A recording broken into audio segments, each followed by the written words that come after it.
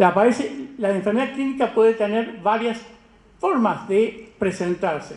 Hay varias clasificaciones, yo elegí esta porque me parece que es la que más se adapta.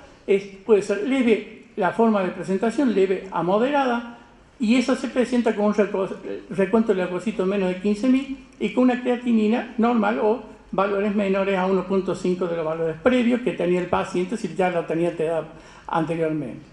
La forma severa, donde ya los leucocitos son más de 15.000, con una creatinina de igual o más de 1,5 mayor a los valores previos que tenía el paciente, y la forma severa complicada que se presenta como ilio paralítico, omega colon tóxico, perforación del colon, hipotensión, sepsis, shock séptico, y el paciente puede fallecer. Las formas fulminantes son del 1 al 3%.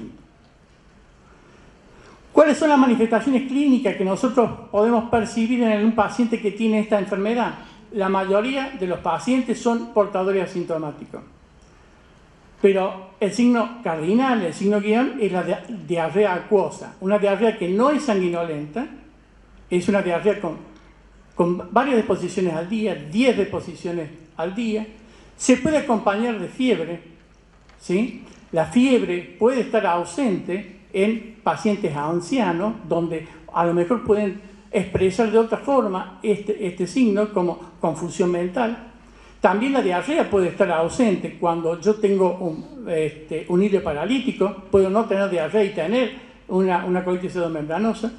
Los dolores cólico-intestinales, la leucocitosis, la presencia de leucocitos en S, la hipoalbuminemia, la presencia de la pseudomembrana a la endoscopía y el engrosamiento de la pared del colon, que lo podemos visualizar con un método con contraste como una tomografía abdominal. Todos padecemos esto. Bueno, hay gente que tiene mayor predisposición a padecer esta enfermedad, y acá están los factores de riesgo. Los factores de riesgo, obviamente, ya hemos anunciado algunos: el tratamiento antibiótico, mayor tiempo de duración, mayor tiempo de duración de antibiótico, mayor posibilidades de esta enfermedad, mayor selección. Mayor número de antibióticos, mayor selección, más posibilidades de que este microorganismo provoque la diarrea. El hecho de estar internado durante más tiempo es proporcional. Más tiempo de internación, más posibilidad de colonización. Y si está en las unidades de terapia intensiva, más posibilidades aún.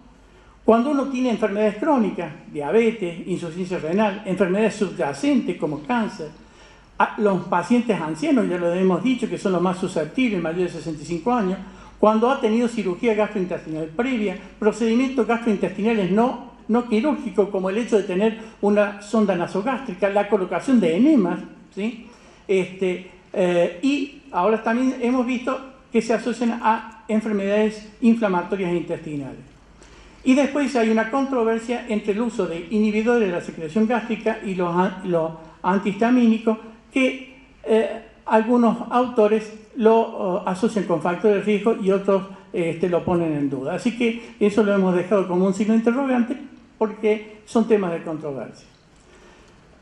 ¿Ha habido cambio epidemiológico? Sí, con el tiempo ha habido cambio epidemiológico.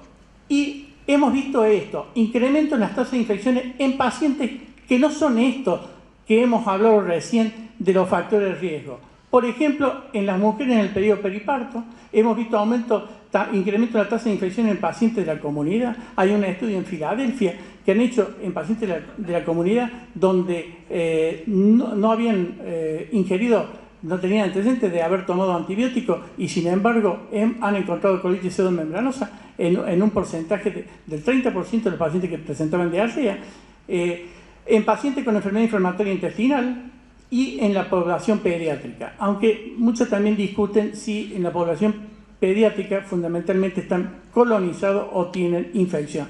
Pero esta es el nuevo perfil epidemiológico que se está esbozando de esta enfermedad. ¿Existe la portación asintomática? Sí.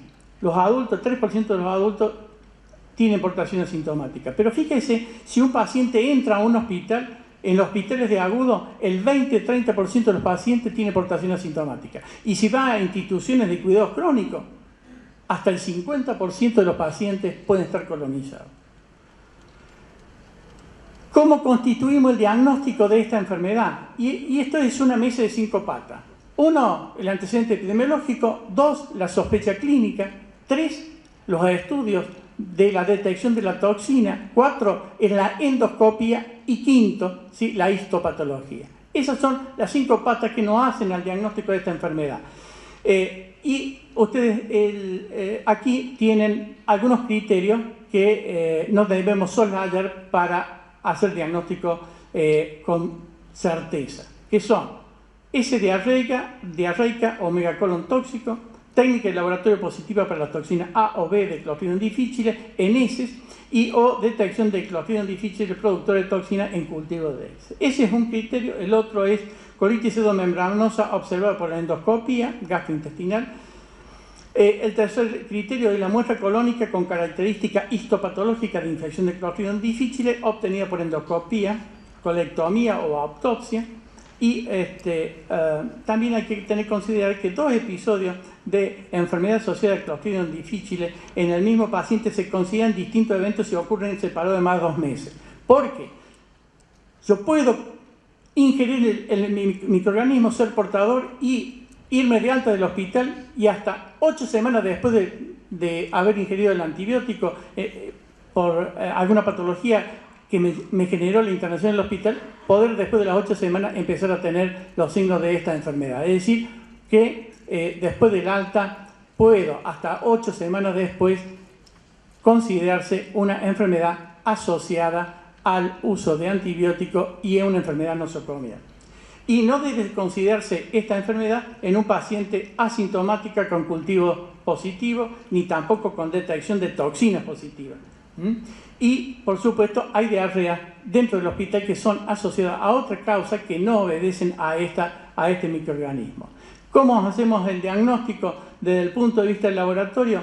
Y bueno, lo hacemos con test. Test de laboratorio, que esto es lo más común, el test de inmunoensayo enzimático, que es rápido, sensible y económico, y lo que detecta es la toxina A y no la B, ¿sí? Y hay que tener en cuenta que algunos casos se pueden perder porque algunas cepas son solamente productoras de toxina B, así que tiene su deficiencia. El cultivo tisular, la citotoxicidad, que identifica el tipo de microorganismo, es más sensible que el inmunoensayo enzimático, pero requiere un laboratorio mucho más laborioso, requiere mucho más tiempo y equipos especiales que nosotros en nuestro medio a veces no lo tenemos.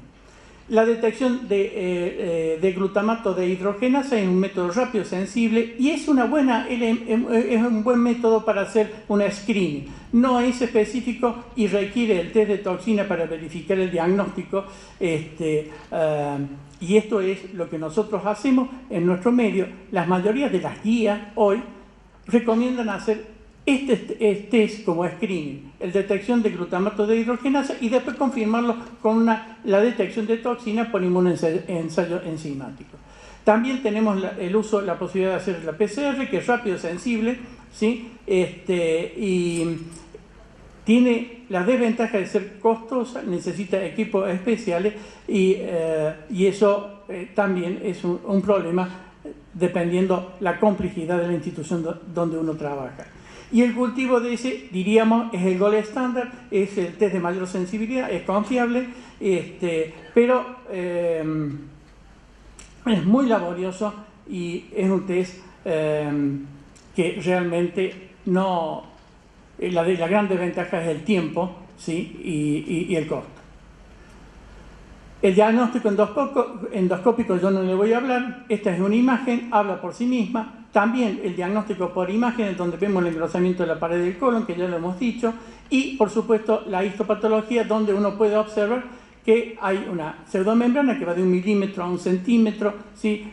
Que se asientan sobre una úlcera, ¿sí? Una pequeña úlcera, y que eso es responsable la toxina A del microorganismo, ¿sí? Y la toxina B es mucho más agresiva, 10 veces más agresiva que la toxina A, y es la que provoca la necrosis, ¿sí? También hay que tener en cuenta que a veces nos pasó en la práctica médica, en nuestro hospital nos ha pasado varias veces, ¿sí? Que hacemos una endoscopía, pensamos que es una colitis pseudomembranosa, hacemos una biopsia y a veces nos encontramos con la sorpresa que es otra enfermedad y hay que hacer diagnóstico diferencial con otras enfermedades, y a veces lo pensamos cuando fracasa el tratamiento, pensamos que es una recurrencia, nos fracasa el tratamiento y a pesar que hacemos retratamiento nuevamente, el paciente no tiene todos los criterios que dijimos que tenía y encontramos después, revisando el taco de la biopsia, que son otras enfermedades y hay que hacer diagnóstico diferencial con la enfermedad inflamatoria intestinal, la colitis isquémica, la mucositis, etcétera, etcétera. Yo digo, bueno, el mundo hizo su experiencia, la trasladó a nosotros la vimos y quisimos decir, cuando estaba de jefe de servicio del Hospital San Roque, que compartimos con la doctora de Fagot, dijimos, bueno, vamos a ver cuál es nuestra experiencia. Quisimos hacer nuestra pequeña experiencia y nosotros nos encontramos con esto. Hicimos un estudio entre junio del 2011 y abril del 2013, 2 años. Nosotros buscamos todos los pacientes del hospital que tenían diarrea, encontramos 151 pacientes que tuvieron diarrea y de ellos, criterios para colitis pseudomembranosa, tuvimos 25 casos, es decir, un poquito más del 16%. El diagnóstico lo hicimos por clínica y detección de la toxina o clínica con hallazgo endoscópico. La mayoría lo hicimos por detección de toxina.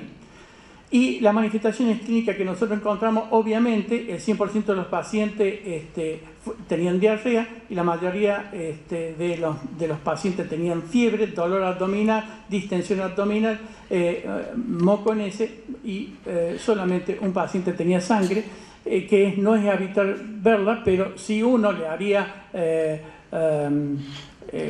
detección de sangre oculta en heces en estos pacientes, muy probablemente la mayoría tiene sangre oculta en heces positiva. Todos estos pacientes, los 25 pacientes, 100% tenían internación prolongada y uso de antibióticos. El 22% eran inmunodeprimidos y el 20% de los pacientes tenían más de 65 años.